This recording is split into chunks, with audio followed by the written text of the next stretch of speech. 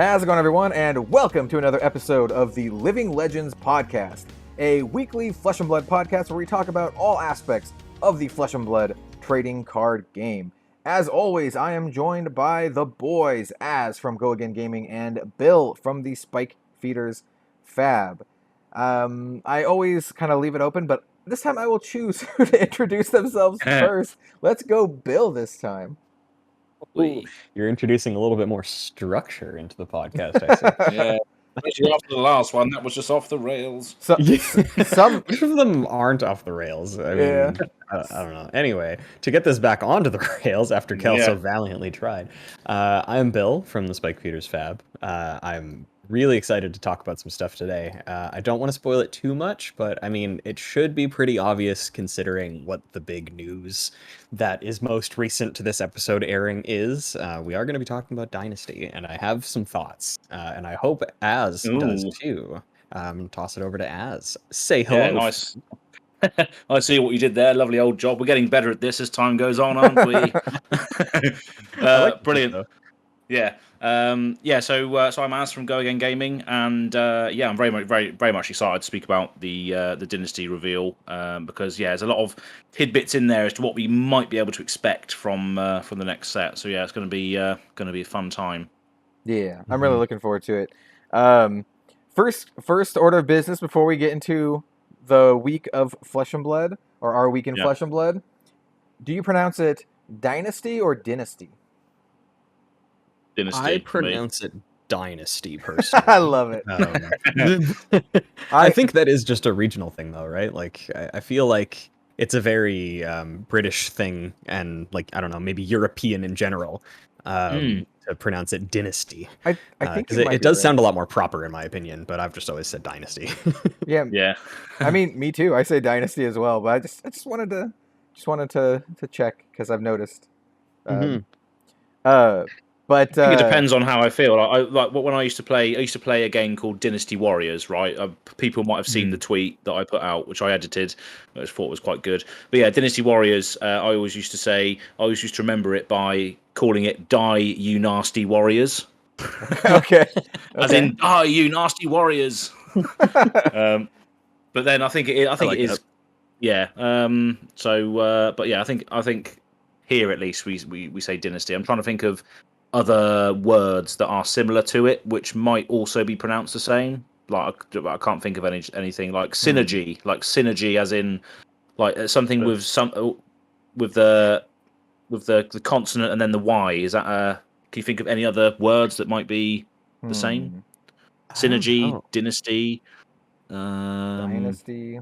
I know there's a random word that has to do with like celestial mechanics. It's like zizagy or something, but that like.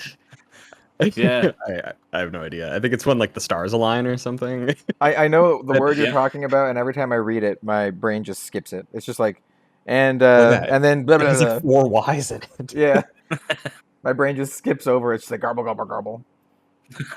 Anyway, I don't know where I was going with that, but hey, yeah, that's it. Really, and Dynasty. Yeah, Dynasty. Speaking of Dynasty, well, maybe not. Yeah. Let's talk about our week in Flesh and Blood.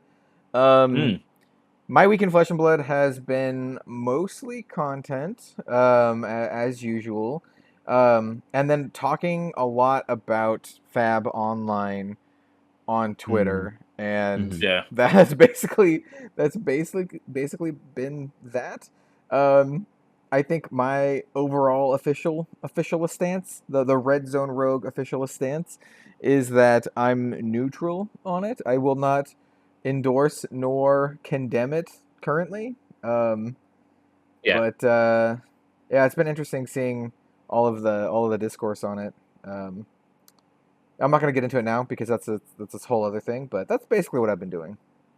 Yeah, I mean, that's one of the main things, isn't it? That we spoke about it briefly on the last one, where we had a few concerns about it, but I think it's just one of those things that we have to just watch its development and just see what happens.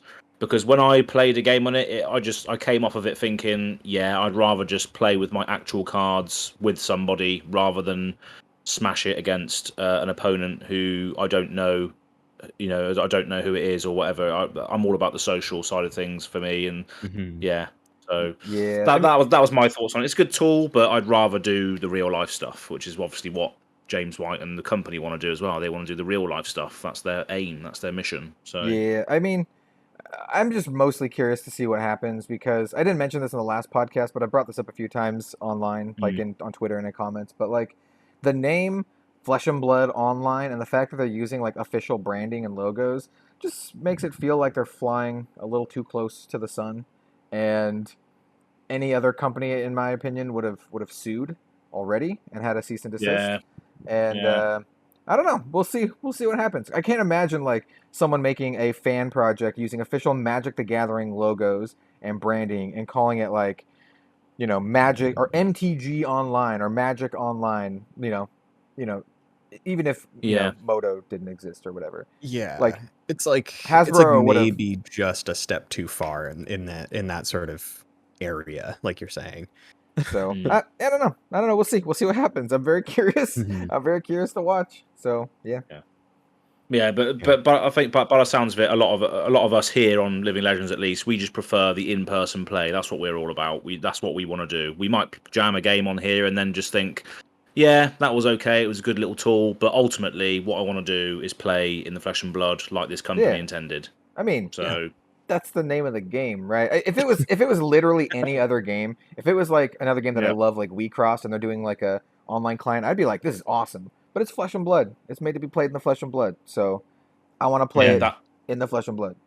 That sentiment's not in our brains, is it, for other games? Because it's the very mission statement tells us to do that. So I guess that's what we come to expect. But hey ho, yeah, it's a discussion that's going to be ironed out and discussed, for a long period of time, because it is helping people, it's dividing people, it's doing all sorts of different things. So it'll be interesting to see where it goes.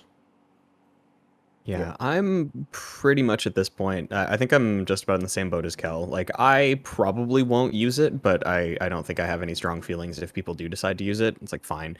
The one thing for me that remains the sticking point is the fact that it gives you that full breakdown of stats at the end of a game. I just feel like that's like like I said last week, one of my concerns was it feels like a very almost like barrier to entry thing that's being not really implemented, especially because it is a fan-made project. But if somebody like Tariq Patel or Matthew Folks or these people that top these events say like, oh yeah, I'm attributing my success to all this extra time and all these extra reps that I was able to use or that I was able to get in because of this program, then that sort of implies to people, hey, like if you want to have a shot at getting first, you gotta kind of know life this and just grind this deck over and over and make these like tiny little tweaks and get as much knowledge as possible. Which I'm not saying you're supposed to go into a big tournament just completely blind with no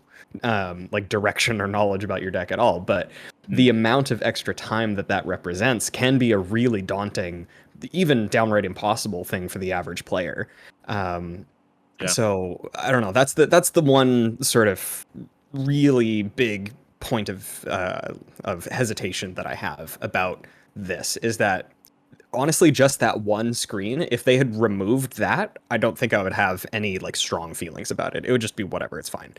But it feels like they're trying to have this tool and almost imply that this is what it is to be used for. It's supposed to be something where you can really micro fine tune your deck, and it just kind of rubs me the wrong way. Yeah. That's the thing, though, isn't it? It's just like the age of the internet. There's going to be information and data available to everyone anyway, and they're going to be. The Pro Tour players would have just grinded it out anyway. They would have found any sort of means necessary to get these data points, I guess. But it's just making everything a lot easier for people, whether that's good or bad. So. Definitely. Yep. Agreed. But hey ho. How about your guys' week in Flesh and Blood? If it doesn't pertain to FAB Online, I suppose. Who wants to go first? I'll throw my hat into the ring because mine is actually relatively quick, but I'm pretty happy about it.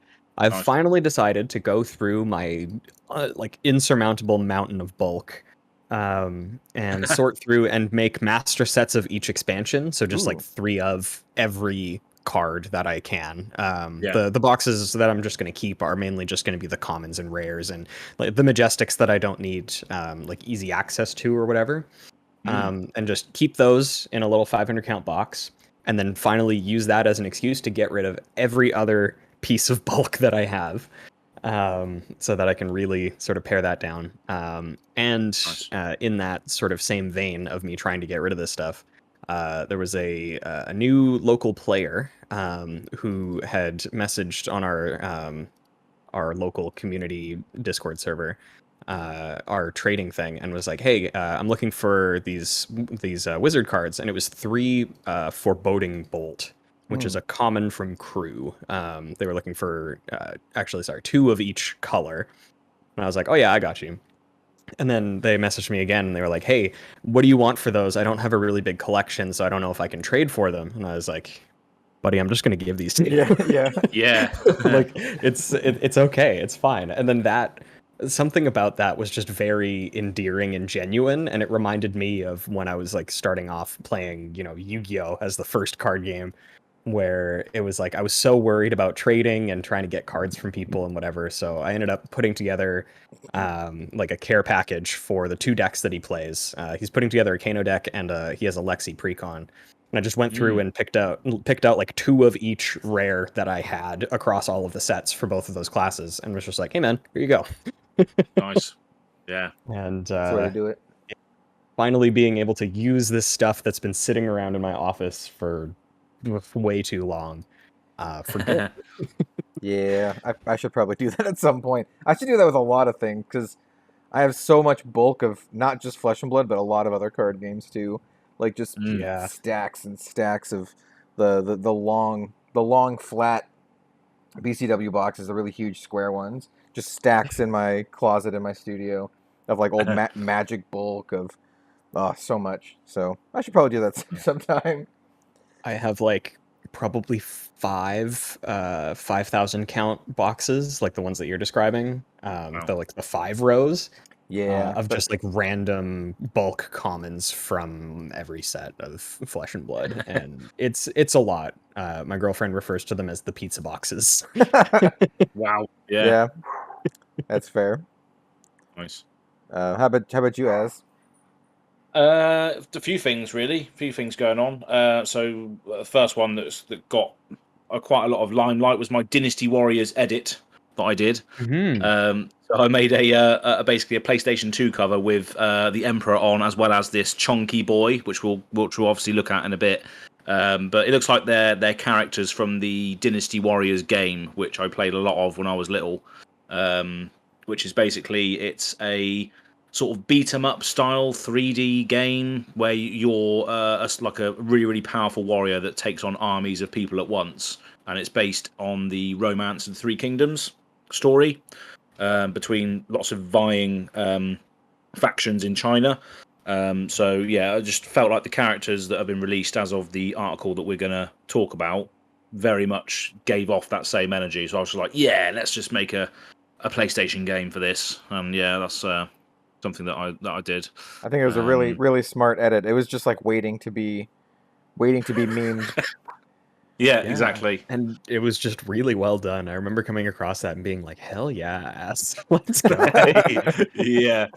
I do love it. Dig the video game box arts that you do. I saw that you did one for our upcoming UPF game as well. Yeah, that's right. Yeah, so I was going to get onto that as well. Yeah, so I did this one quite a while ago, though. You might have seen it a while ago, but I thought I'd repost it because that's one of the things I'm working on right now, or will be soon, is the fourth Ultimate Pit Fight game. So that features the heroes from Uprising, which you 3 were playing. So Bill was playing Phi, you was playing Drumai, and Stephen was playing Icelander, if I remember correctly. Yeah, I think so. And then I was playing Viserai, just because there's a little bit of lore in the background that suggests he could be a warrior from Volcor or something along those lines. Yeah, his name is he's got a Volcorian name. Viserai, the AI at the end, signifies that he is one of the Volkai, not one of the Drekai. That's it. Yeah. So I figured that he would be the one to feature in that battle. So that's coming soon. and I posted a video from Lille. It was the audio was a bit all over the place because I was recording on my GoPro and the energy was very high in the room. But that was a little chat with Ira, the Ira cosplayer. Yep. Yep. That was a little video I put out. But yeah, it was quite hard to hear in places. But that's it was just because the energy in the room was so awesome in Lille. Yeah, man.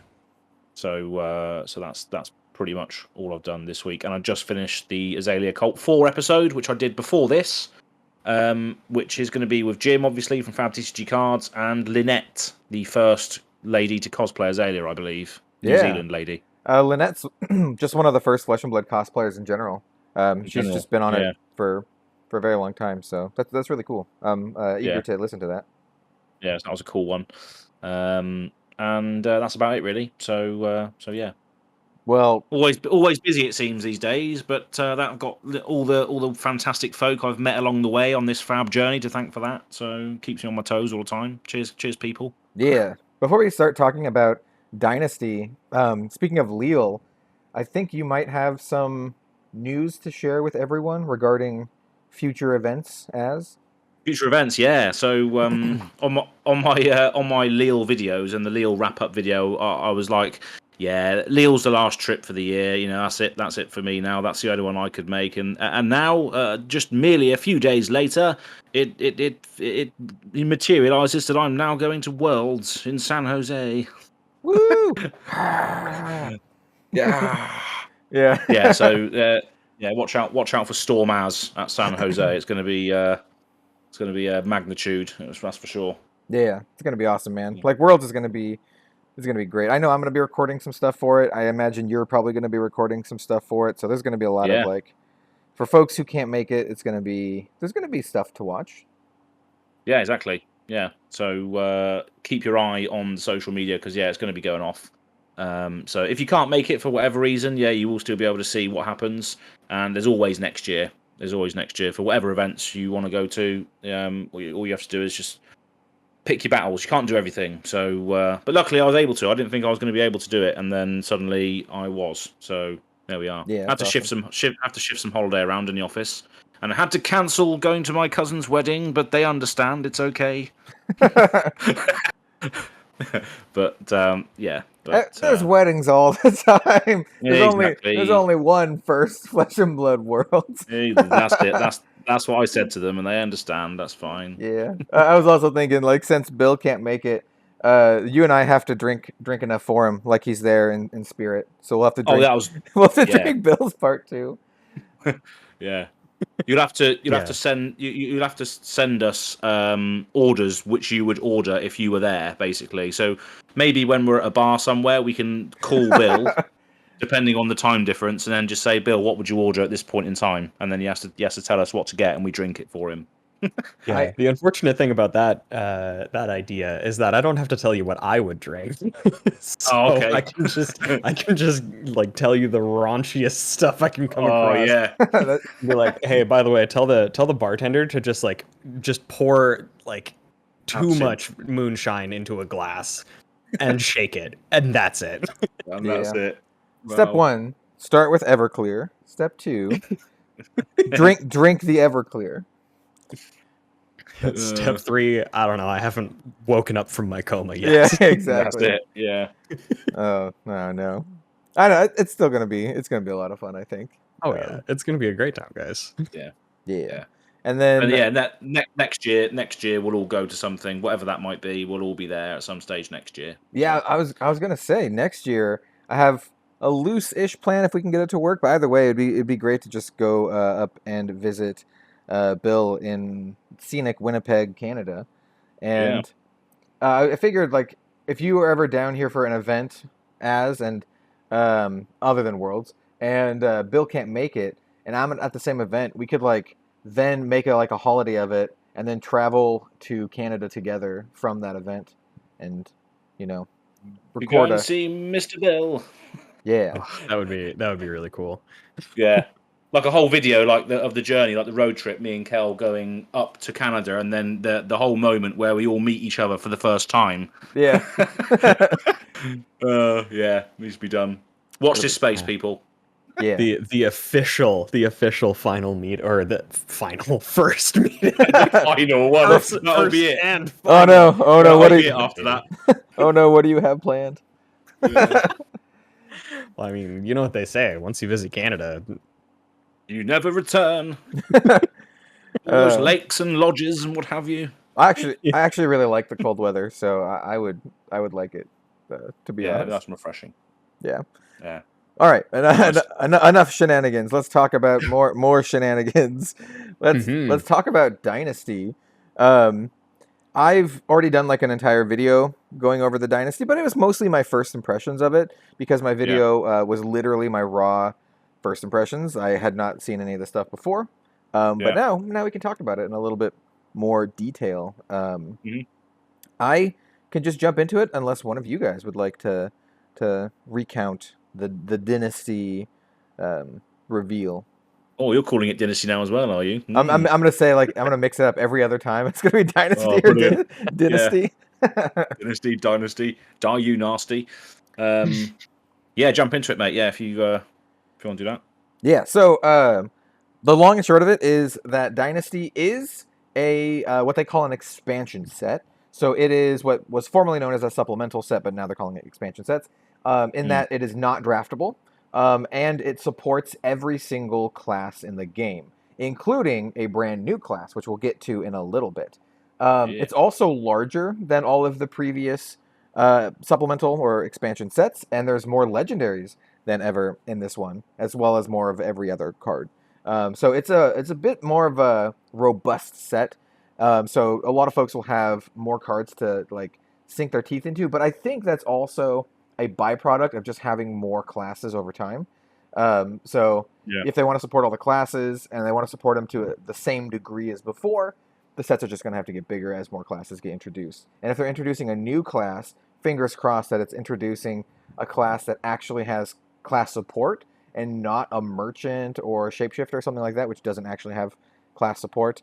And I'm not counting Silver Palms as merchant support, by the way.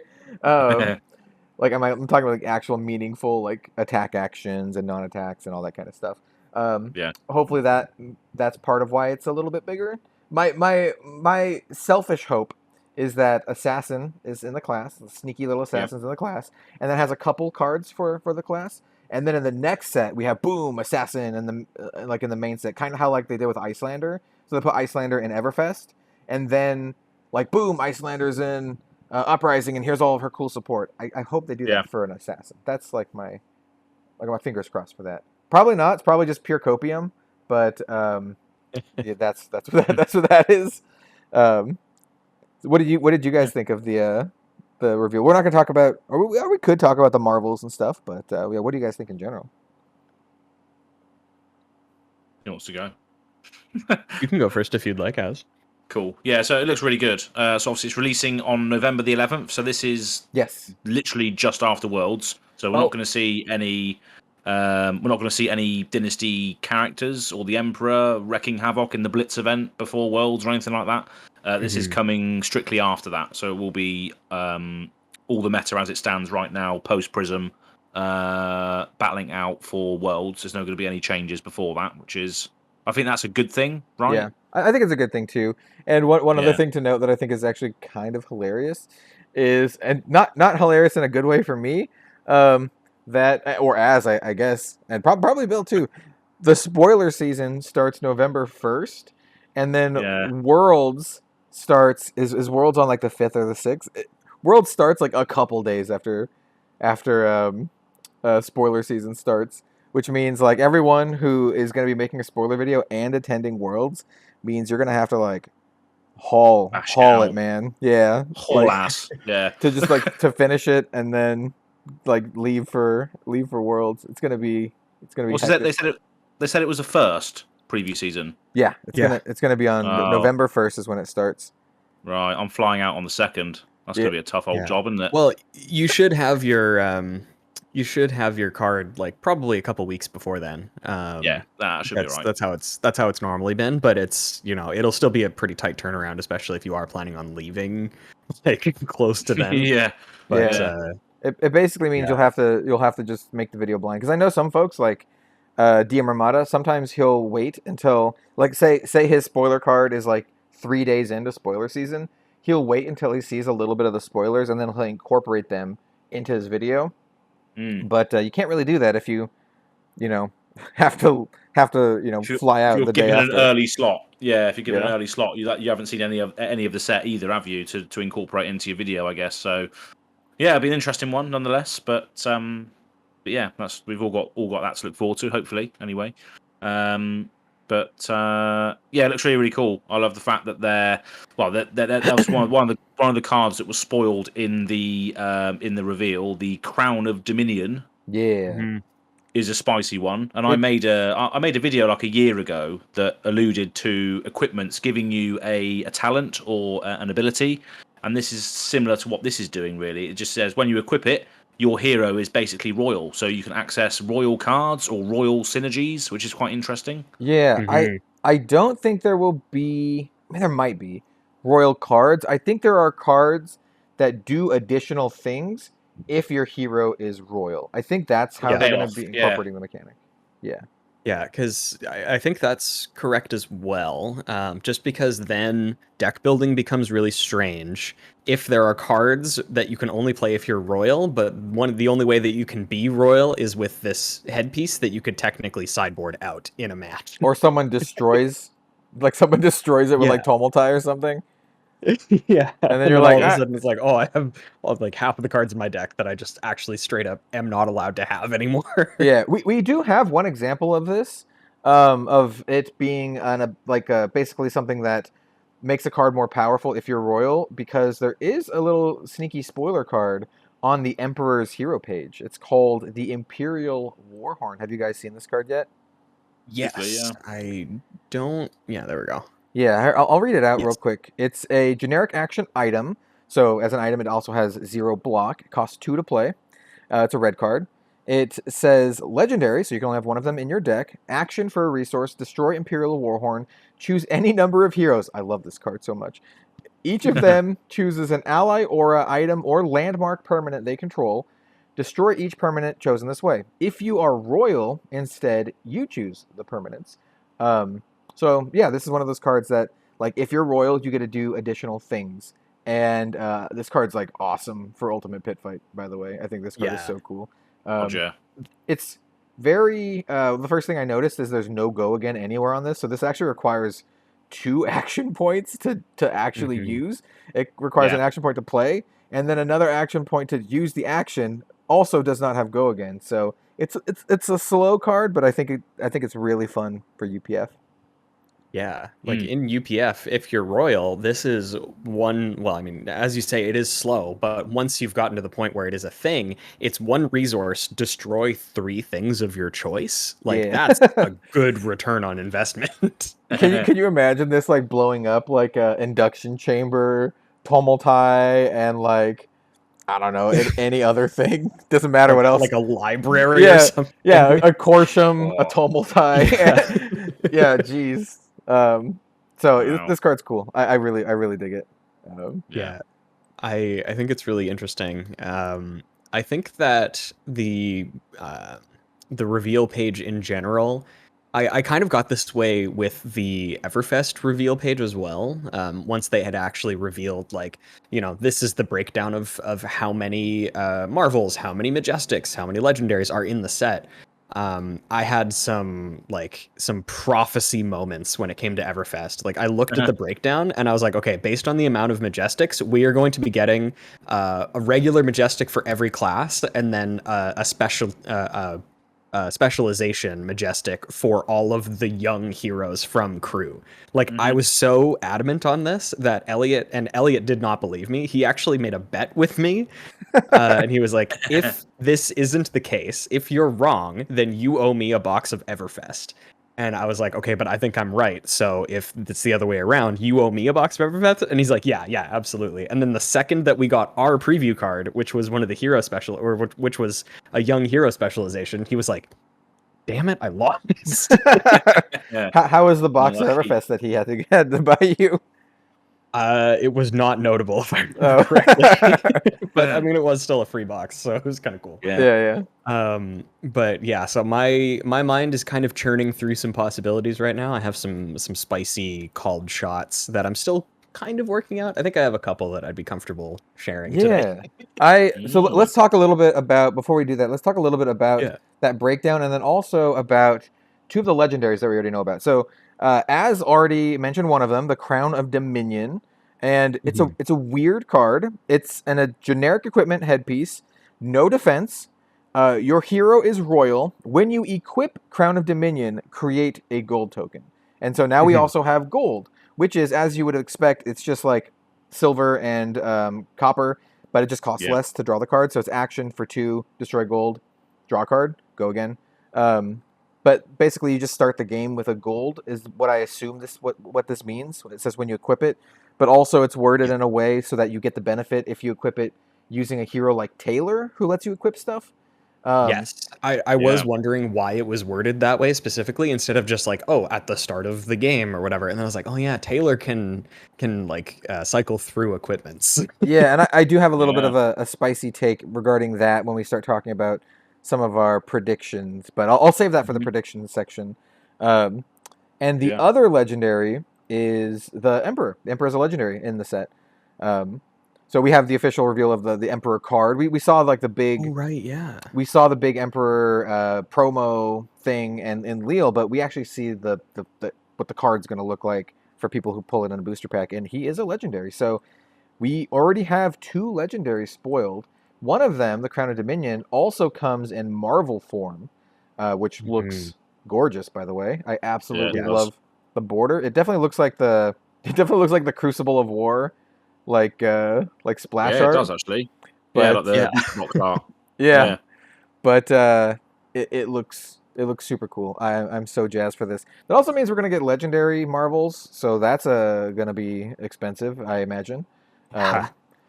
What's your thoughts on a young hero being a legendary though? That's a bit of a waste of a legendary slot, surely. Well, a blitz hero being legendary. Well, do you think would say so? Do you think Shiana? Do you think Shiana's a waste? waste? Oh, true.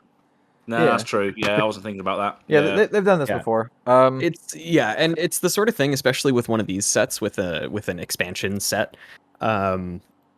They can kind of do whatever they want with the legendary slots. That's true. Because it is just supposed to be like supplementary. Which I think is actually quite interesting, and I like when they do that. But yeah, with there being 5 total legendaries in this set, and having 2 of them already revealed, one being the guy, and then the other being his hat. It's interesting because then that's only 3 extra things. Are we going to be getting another reprint like we have with the other supplemental sets, or are we going to be getting new stuff? I have a feeling it's just going to be all of the Emperor's like swag, like actually. I would be okay with that because they say they call them relics of war. A collection of Marvel weapons and equipment to proudly display in your own trophy room. I have a feeling those relics of war are going to be both legendaries and majestics, maybe even rares. But I definitely think there's going to be across multiple rarities. And I have a feeling that the Emperor is going to be like, all right, so here's the Emperor, he's legendary. Here's his hat, and then also here's his sword and like his gloves and his like robes, or something to that effect, right? Like I could see that. I don't know that I would be totally upset with that either, because I mean, as it stands right now, playing the Emperor is going to be a pretty expensive deck anyway, if you wanted to do it, because you, at the very minimum, if you wanted to actually play with this guy and use his effect at all, you kind of need to have 2 Command and Conquers. There is that as well. So the actual breakdown of it, we mentioned 5 legendaries. So there's going to be 1 Fabled, 5 legendary, 51 majestic, 81 rares, 109 commons, and then 14 marvels. And that 14 marvel part is pretty interesting because, like I said, they call them the Relics of War, a collection of Marvel weapons and equipment. So we're going to have Marvel weapons for sure. And if we say that 4 of those are legendary, because we already know that the Emperor is 1 legendary, which means 4 others, including the Crown of Dominion. So if 4 of those are Marvels as well, that leaves 10 other Marvels. Or, basically leaves 10 other Marvels, which I assume are probably going to be Majestics. But I don't know. They could be other stuff too. Yeah. I have something that might be spicy. I just need to quickly look up something here to confirm whether or not I'm even on the right path. So something I thought of was Flesh and Blood, of course, is very open about their reprint policy, and they want to make sure that if something gets printed at a certain at a certain foiling treatment or whatever, at a certain level, that they won't reprint it at that level, but they can still reprint it in other ways, like they did, with Skullcap from Everfest and Krunic in Crew. I think I know where you're going with this. Yes. So I think I have no basis for this, but I love calling shots when it comes to these. I think that we will see some things such as potentially a tunic in the Marvel cold foil treatment, because it is not similar. It will have different art. It will be in a different treatment altogether. I don't think there's a reason that they would not do that. I don't think it flies in the face of their reprint policy. So, and then expanding that out, I think there might be, either powerful generic equipment or powerful just equipment, like for weapons for maybe people from like we could possibly see like a Marvel version of what's the Kano weapon, Crucible of Aetherweave, because that is like a Volcor weapon. And the other thing that I was thinking of, which I think has now been shoved off of the table with their wording for Relics of War, I also was suspecting that maybe one of the Marvels would be Command and Conquer. Yeah, so I guess which would have been kind of cool. I guess that's one of the big questions. Do we think Command and Conquer will see a reprint in this set? I know a lot of people really want it. It's one of the most expensive cards in the game, outside of equipment pieces. I don't know. I'm like 50-50 on it. I think that they will reprint Command and Conquer at some point. And honestly, I think if they do want to reprint it anytime soon, this is literally the perfect set to do so, because we have a card, the Emperor, who references it, as well as like the Emperor is on Command and Conquer. He's like on the artwork for it. So I think this is a great place to do so. But honestly, I could see it going either way. I can totally see them just not reprinting it. But I could see them doing it too. I'm really curious. What do you guys think of Command and Conquer getting reprint? I know it's like a hot topic. Yeah, I think if they're going to do it, this is the place to do it, isn't it? Because even on the Emperor's page on the Flesh and Blood website, he's got the Emperor, it's got his Imperial Warhorn, it's got the Crown and Dominion, and next to it, it's also got Command and Conquer. So it's obviously a key card for the Emperor, who is obviously going to be a chase rare in here. So it makes sense for them if they were going to do it. Give it the Marvel treatment. Give it the absolute chase rare version of the card that you want. And have a lovely old time. I kind of agree with Bill though that it probably won't be Marvel, judging by the wording that the Marvels are going to be weapons and equipment. But true, yeah. It would be really cool though. I don't think, just because of like how it's worded, as I said, I don't think that one is going to pan out, but I would be very excited if it did. Gotcha. I also want to note how I don't know the right word for it, but like LSS, they put the Command and Conquer on the page, right? The Emperor's page. Mm-hmm. They even have a blurb about it under the hero highlights. It has Command and Conquer on the hero highlights. Yeah. Says he's royal, he's dual class, Command and Conquer. Yeah, exactly. It says the passage of power is lined not with decadence but with dominance. The most feared offensive force known in Wraith is at your command. So that I could see people thinking that means it's going to get reprinted, but also LSS has been kind of cheeky with it in that the Command and Conquer they put in the bottom does not have the Dynasty set code. It's actually the Arcane Rising set code. Not just that, Right. it's the first edition Arcane Rising. They used the first edition Arcane Rising Command and Conquer, literally the most expensive Command and Conquer. Well, and it's not even accurate to what Command and Conquer does these days anyway, because it says on here, on the alpha one, it is just defense reactions can't be played, but it is a specifically defense reaction cards because of Oldhim. Yes. They did make that distinction. But yeah, I think that's also really funny. Yeah, so I don't know. I think they're messing with us. I think they know what they're doing. Like, if even regardless of whether it gets reprinted or not, I think LSS is messing with people. They're like, yeah, well, look at this. You could do Command and Conquer. Like, and it's like the whole article was 1 day late as well. That was a big troll as well, wasn't it?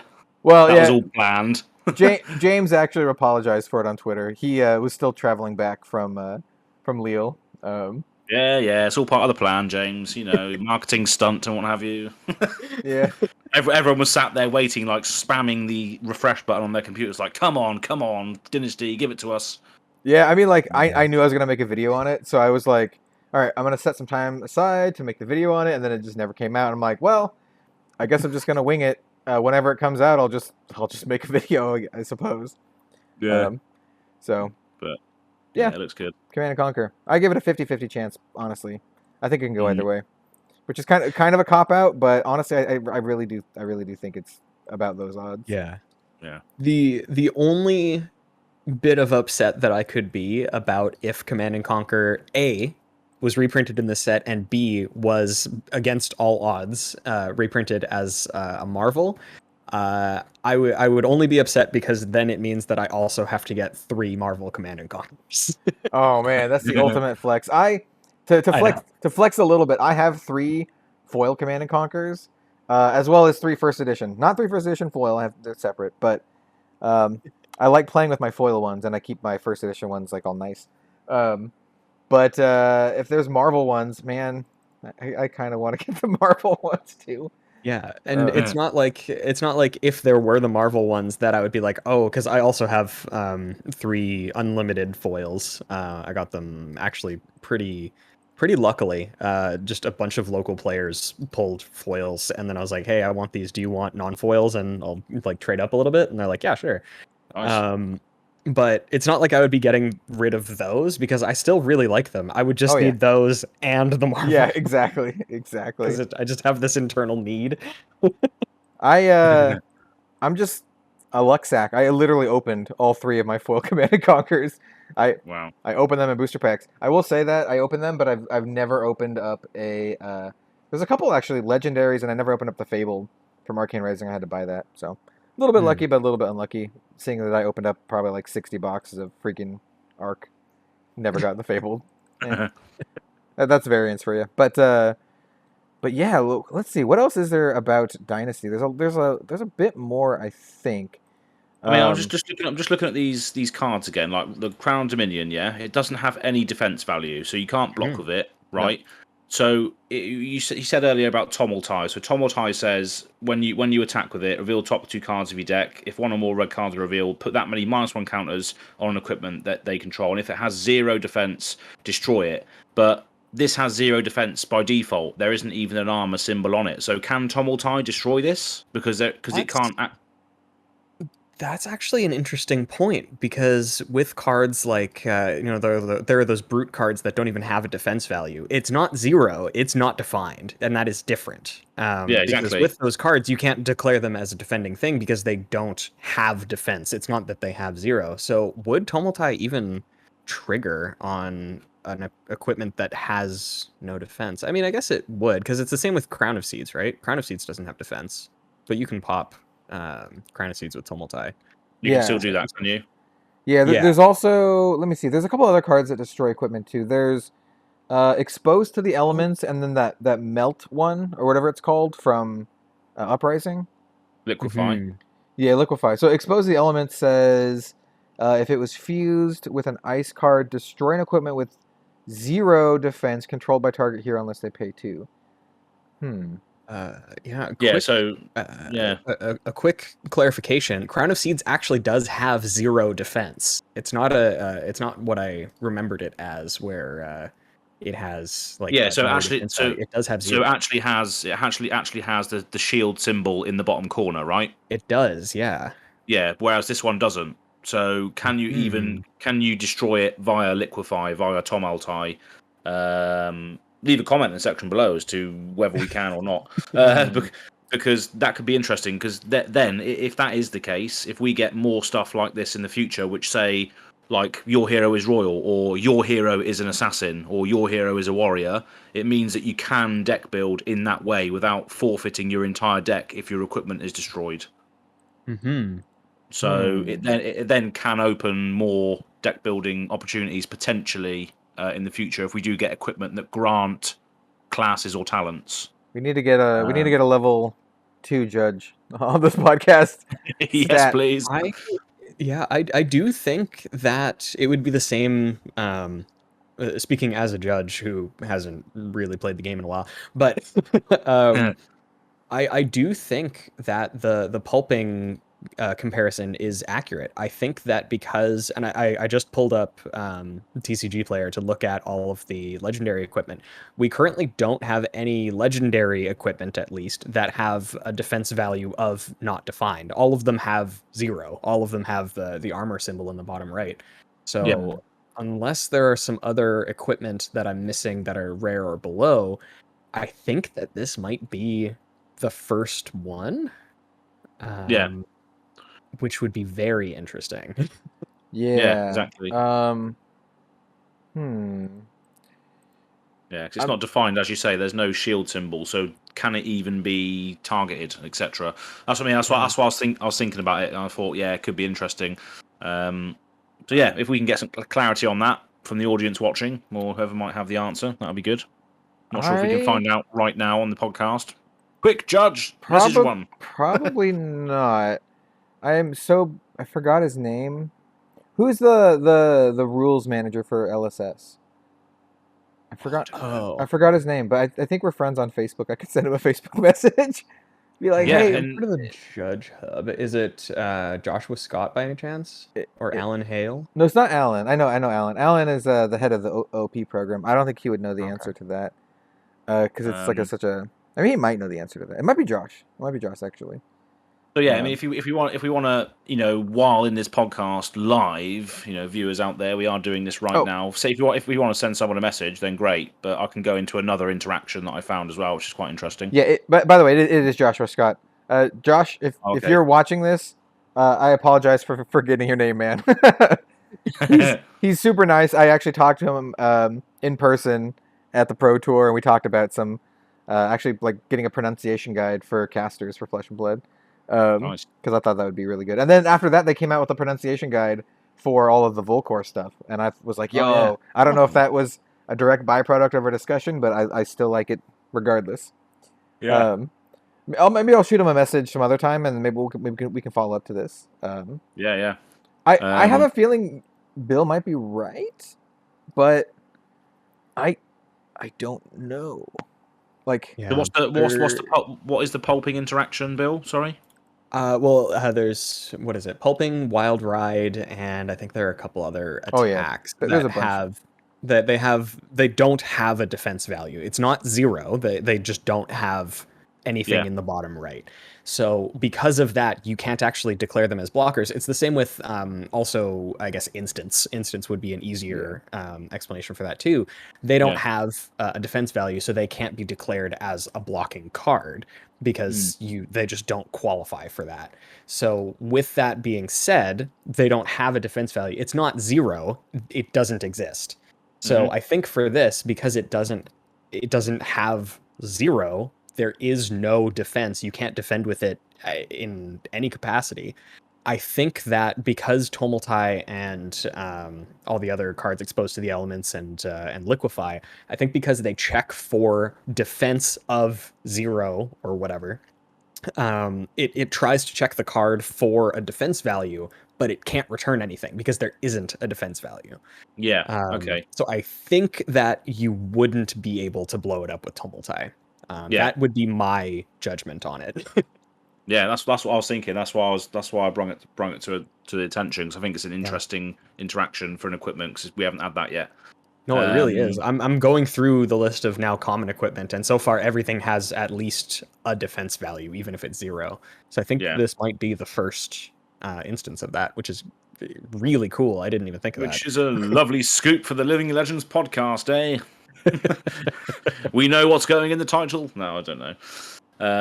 But yeah, the also the Crown of Dominion as well. It says obviously when you equip it, obviously that going to be a start of game procedure now, where you equip your stuff, and therefore if you get an equip trigger like this, create a gold token. Is that now going to be like a phase of the start of the game where you equip your things, or is it just something that is put in there because Taylor exists with the equip? Yeah. I do think that is because, like, mostly just because of the Taylor interaction, but I think it would trigger, in fact, I'm pretty sure it would trigger at the same time that, like, Tunic does at the beginning of the turn, because there is a discrete start of turn phase where nobody has priority, you can't respond to anything. So it would probably just trigger for regular non-Taylor heroes, just within that first start of turn or start of game phase. Like Tunic would. So I guess the interesting thing is it would probably trigger for both players during the same start of game or start of turn phase on the first turn of the game. Because once the game has started, you've equipped your things, and I don't know, maybe there's something in the rules that they're gonna implement where, you know, equipping your equipment now is actually something that's checked or something. I don't know if that is already checked. I haven't looked that closely into that specific wording, but that would be my interpretation, at least. So this leads me to my one of my little spicy predictions. Well, not really. I don't know. This is kind of a shot in the dark, but the fact that this says when you equip it, and the new chonky boy that we've seen that we don't really know who he is, but maybe we do know who he is based on some of the lore. I can't help but wonder if he's like got like a Master of Arms style class, and he can like equip new stuff, kind of like how Taylor can, but maybe a little bit different. And I was like, you know, if the new dude can equip stuff, it would make sense why like they put this wording on this card in the set, not just for Taylor, but also for like maybe the new dude can do it. So maybe other things, So that's my little take. If you didn't know, if you go to the hero page under the Flesh and Blood website, go to Heroes of FAB. There's a big boy.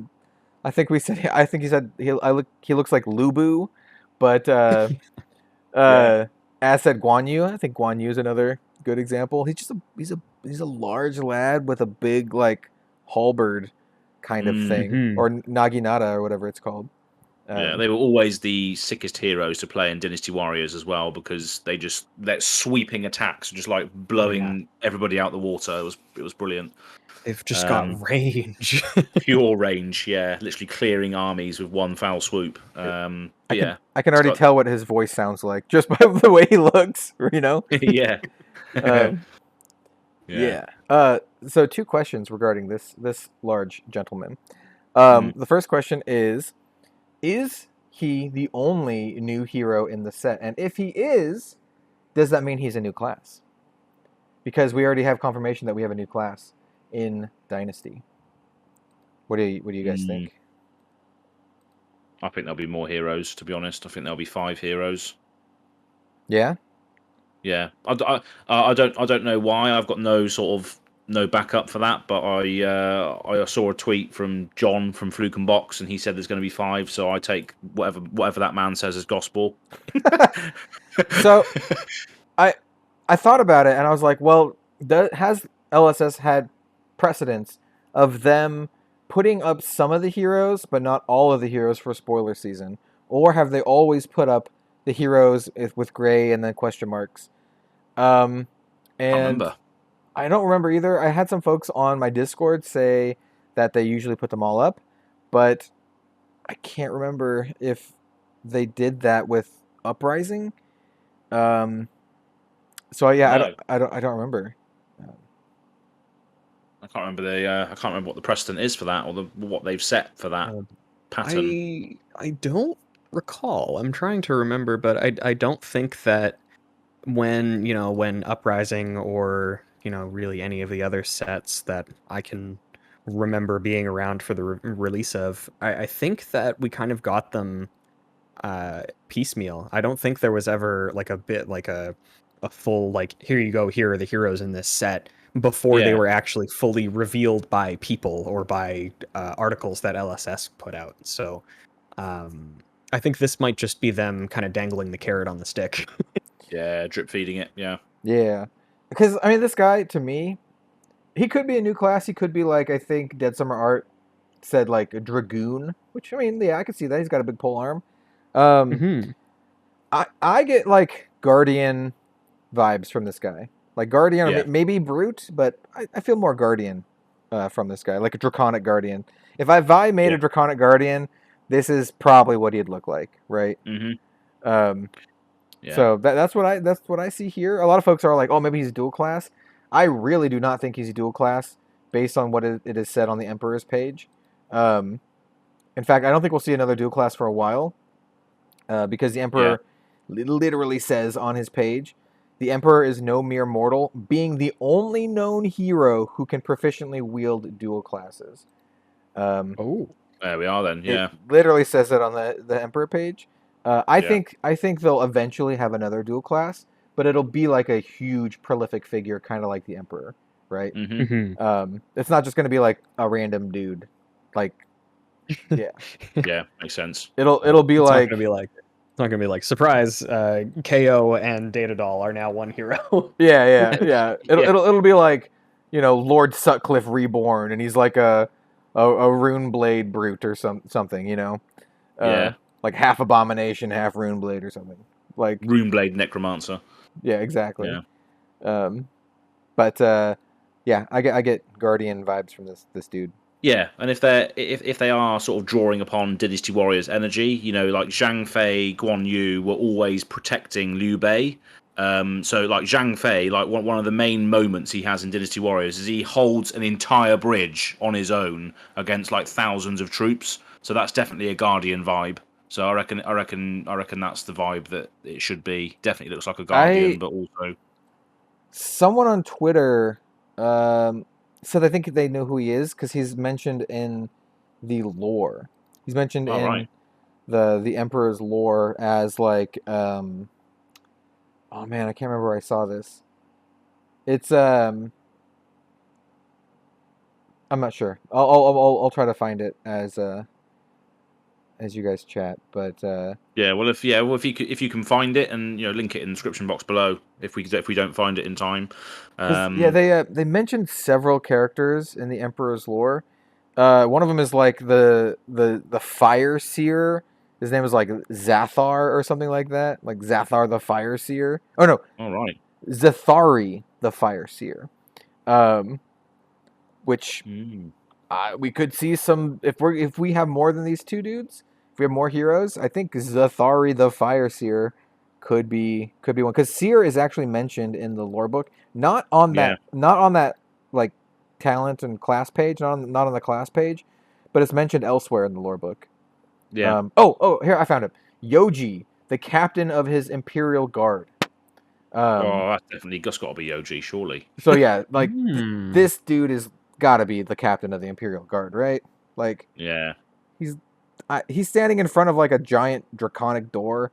Like, I don't know. I think my money's on that. I would bet. Imperial Guard as well. Yeah, Guardian. Yeah, definitely makes sense. Yeah. So, I think we're looking at Yoji here. Yeah. We will soon find out. Well, I hope we get his weapon. Like his weapon is rad. Yeah, it looks badass, doesn't it? Oh, I hope we get his weapon, and I hope it's like you were talking about how like in Dynasty Warriors they can just hit a ton of units at the same time.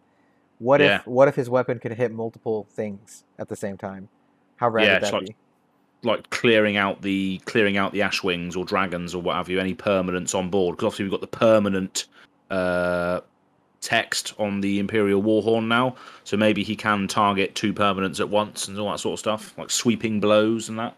Yeah, or maybe he can target two heroes at once, and you can attack two people at the same time in Ultimate Pit Fight. There we go. How rad would that be?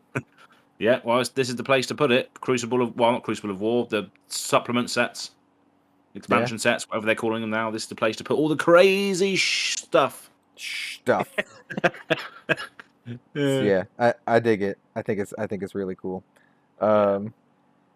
Yeah. Anything else that you guys want to talk about? Dynasty. I have another spicy thing about the Crown of Dominion. Oh yeah, go for it. So obviously it says create a gold token. So I imagine you're going to have a gold token to begin with when you start the game. Yeah. Yeah, I think so. That basically means you can run cash-ins, which basically mean anybody can draw 2 cards and go again because you just cash in the gold. Yeah. So you could run the So your cash-ins will basically be turned on from the very start when you run the Crown of Providence. So you can cash it in. You can do cash in. You can draw some cards, but hear me out. You can also knick-knack bric-a-brac. Because it requires only 1 gold token to knick-knack bric-a-brac. Oh, what does that do again? I can't remember. Lets you go tutor for stuff. Here, let me pull it up. Actually, FAB knick-knack. Oh my god, so weird to spell. I just wing it. I got it.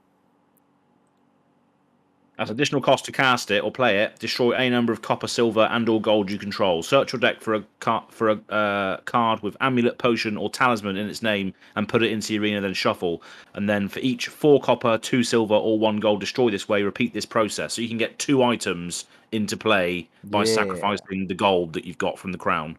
So you can knick-knack turn 1 and get 2 at least.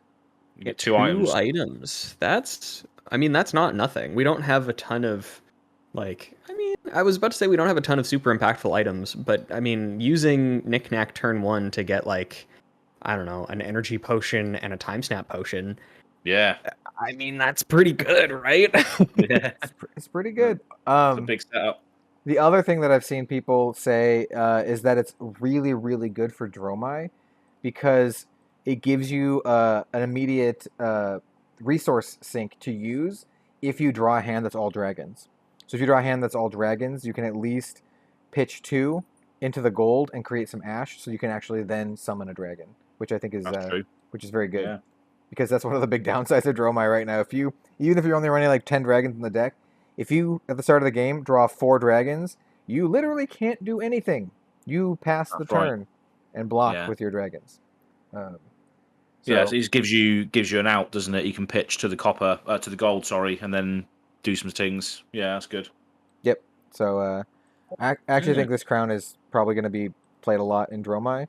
In fact, when this set comes out, I'll probably swap this crown in my Dromai deck. So yeah. Queen Dromai. Exactly. Command and conquer me. Exactly. Hey, she's working her way up in the royal court and the lore. Exactly. Remember we kind of did that recap of the lore in that one episode, and she is now become a Drakai. So I don't know. Maybe she's got her eyes on the crown. She's getting up there. It's a. I also want to say, by the way, the art on the crown is awesome. But imagine wearing this thing, right? Like look at the size of the head hole for it, and look how far out it goes. It's so big. Have any of you guys ever watched was it Stephen Colbert? His big hat skit. There's a Stephen Colbert big hat skit where he has this giant hat that's lowered from like the rafters onto his head, and the bit is that everything he proclaims whilst wearing the big hat is therefore immediately law. It's really good. This hat totally reminds me of that. Yeah, it's a very very large piece, isn't it? If I was better at Photoshop, I would totally Photoshop this crown out and then Photoshop it into the Stephen Colbert bit. That would be so good. Yeah. Anyway. So yeah, I mean that's Dynasty. I think Dynasty is going to be a really, really exciting set. Having support for every class, and it literally says it on the page. There's going to be support for every single class, as well as the introduction of a brand new class. The fact that we're going to have Marvel weapons is really exciting. I've got my fingers crossed for some cool weapons. I don't know how many reprints are going to be in the set. In the past, they've said on the product configuration, they're like, oh, 1 reprint and then cracked bauble or something like that, or no reprints other than cracked bauble. This does not say any of that at all. So No. there's that. And then also one thing we didn't note is that the MSRP has gone up by I think $10. MSRP is now $109.90 USD, and I think it was like $100 before. So Yeah. the price has increased, but that I don't think that's exclusively on Flesh and Blood. I think a lot of other card companies are increasing their prices because of inflation and all that kind of stuff. I think Magic the Gathering also recently just had a price increase on all their products, so this is not surprising to me. I'm pretty sure the world in general is experiencing a price increase. Yeah. Just everything in general, unfortunately, is going up. But that's just not. It's not. I've come to expect that, really. But yeah, I think this is going to be quality. I just can't wait to see how because obviously Everfest, the last supplementary set or expansion set that we had, obviously had all the heroes in it. But it's going to be interesting to see why and how the other classes get expanded. So why is there Ranger support here? What are the Rangers doing in Dynasty? What are the Brutes doing here? Why are they getting support cards, etc.? Is there any sort of tie-ins between different areas of Wraith coming to Volkor for some reason? And where is the story going to end as well? Because ultimately they said that it's going to be telling a story, and obviously it's probably going to be an important sort of stepping stone to where the next draftable set's going to go. Yeah. So yeah, I'm looking forward to seeing all that unfold as well, really. Yeah, I have a feeling that we probably will see some like flavorful in Volkor versions of some of that stuff, but I also have a feeling like in Everfest we'll see like a lot of the Brute cards in Everfest are just like, yeah, they're in the Savage Land, still has nothing to do with Everfest. Yeah, that's true. It's like yeah. It's like both on it. Yeah, because they did have some like the wild ride, the Brutes like riding that pig. Yeah. But then there was also just like Rolling Thunder, and it's just like a bunch of Brutes in the Savage Lands. Just vibing in the jungle. Yeah. So yeah, we'll see. Yeah, that's Dynasty. We'll probably talk about it a lot more as the months progress. It is only September. We have a little while until November 11th. So yeah.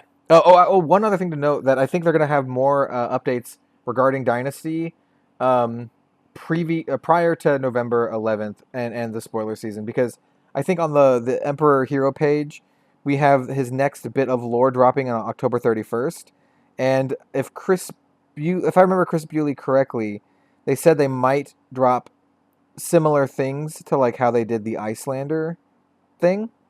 Yeah. So I would not, maybe I'm misquoting him there, but I would expect something similar to that going into Dynasty. So yeah, it's like a little bit of story, like, and etc., and a couple of cards that sort of supplement that. Yeah. That would be nice. Yeah, that'd be cool.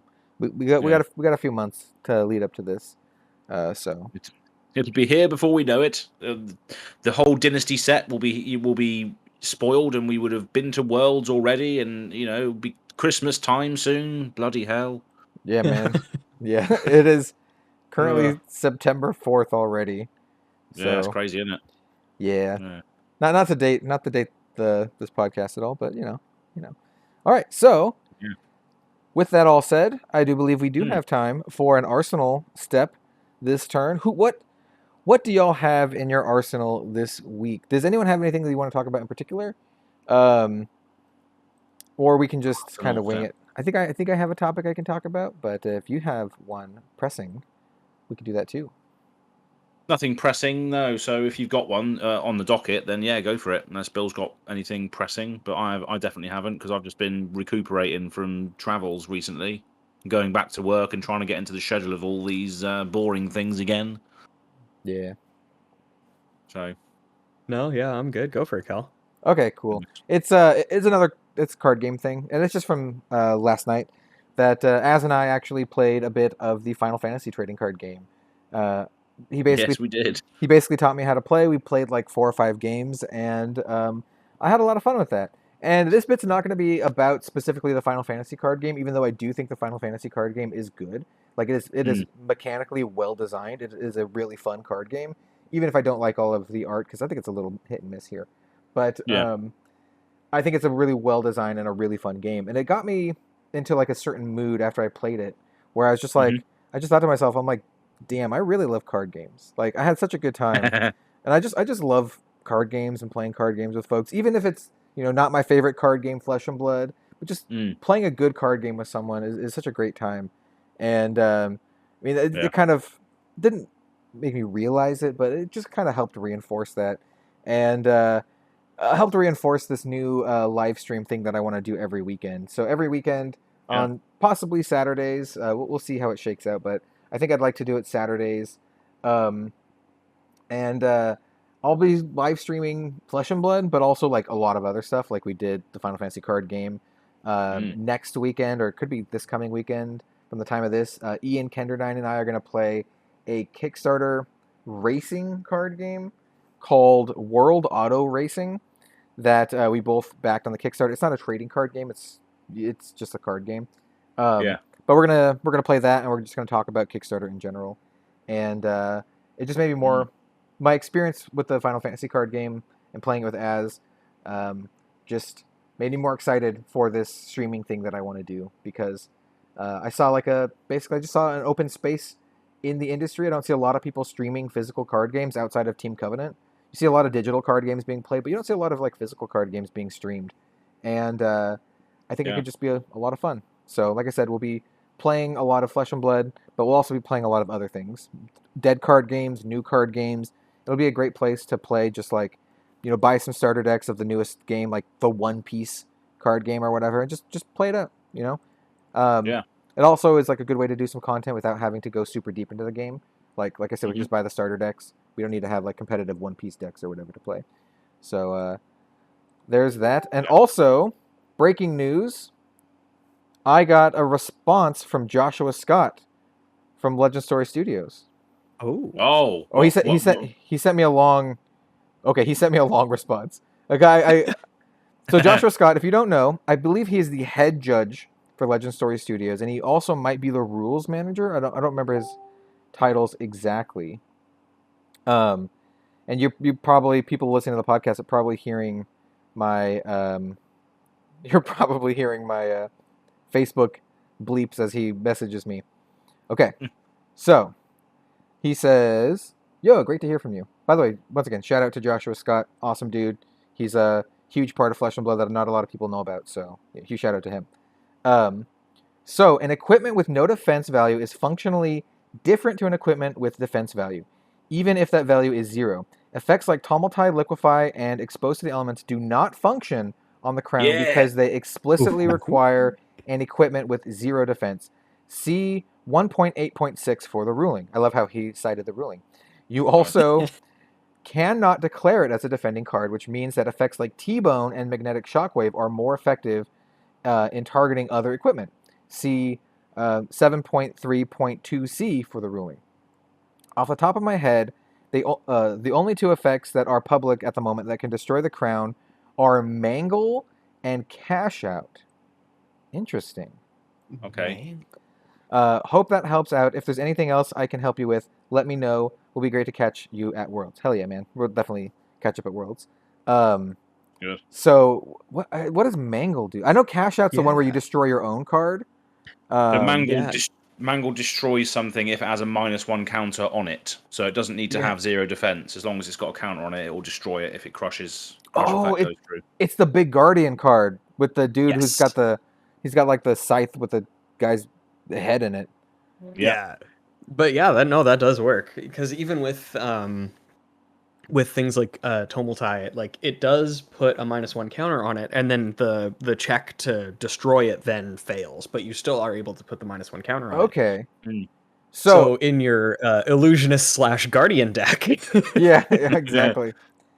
So I think here then the interesting part is that it's not indestructible then.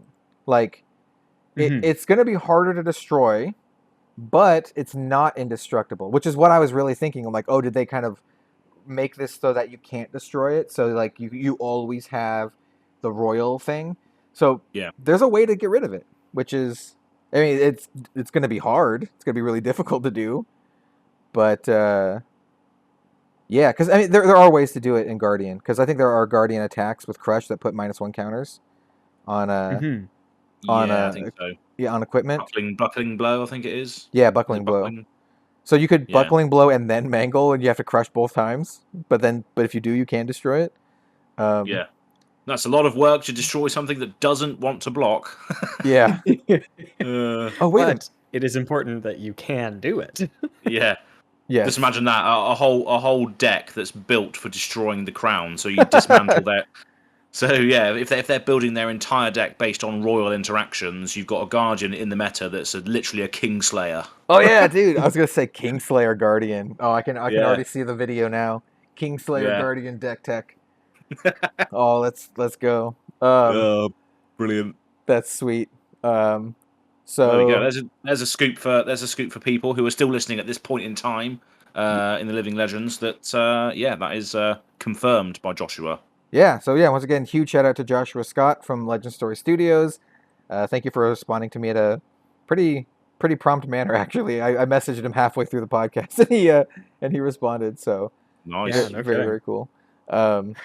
So yeah, there you go. You can destroy it, but it doesn't actually function like other equipment. Very interesting. Yeah.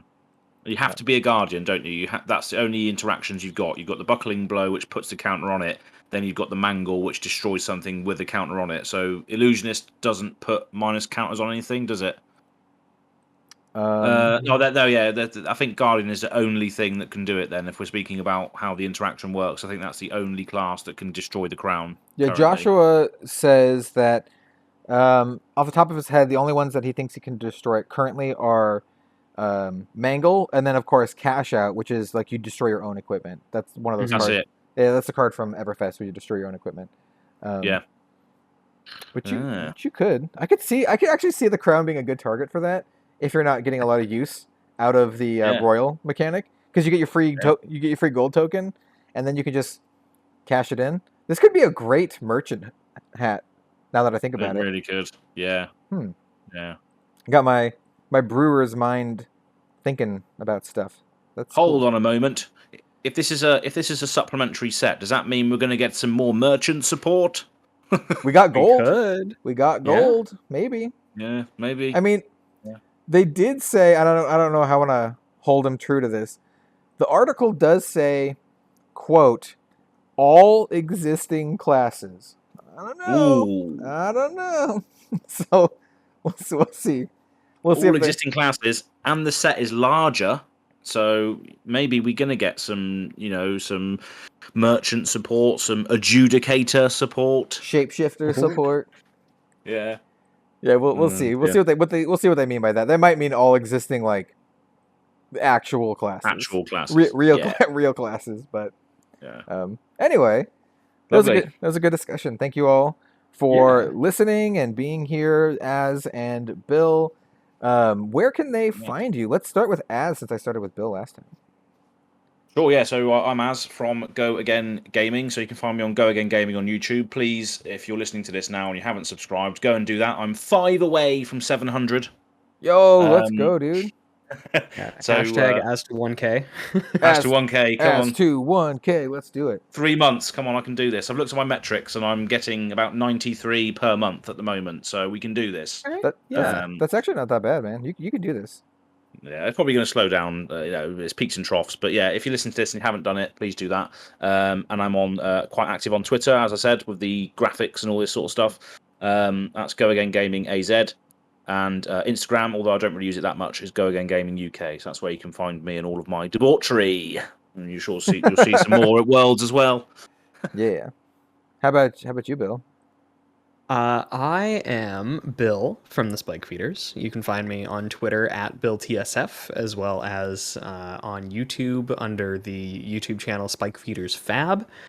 We do in-person and live gameplay content, mostly focusing around Blitz. We do have a couple things for CC, but mostly Blitz, and we do have a Gauntlet series coming out with Mr. Kell, Mr. Red Zone Rogue, coming out. It's supposed to be very shortly. So feel free to check that out if you enjoy. This one's specifically a Commoner Gauntlet, so if you like seeing Commoner, then you know where to go. Yeah, it's a really fun one with one of my favorite heroes. I won't tell you which one it is, so people can guess which hero that I actually play. But definitely one of my favorite heroes. And my name is Kel, also known as Red Zone Rogue. You can find me everywhere on the internet at Red Zone Rogue. YouTube.com/Red Zone Rogue. Twitter.com/Red Zone Rogue. I'm most active on those two places. A little bit on Facebook, a little bit on Instagram, but if you want to contact me, you can do those. Oh, I also have my Discord. I opened it to the public recently, and there's a lot of good discussion going on in there, so you can do that. Nice.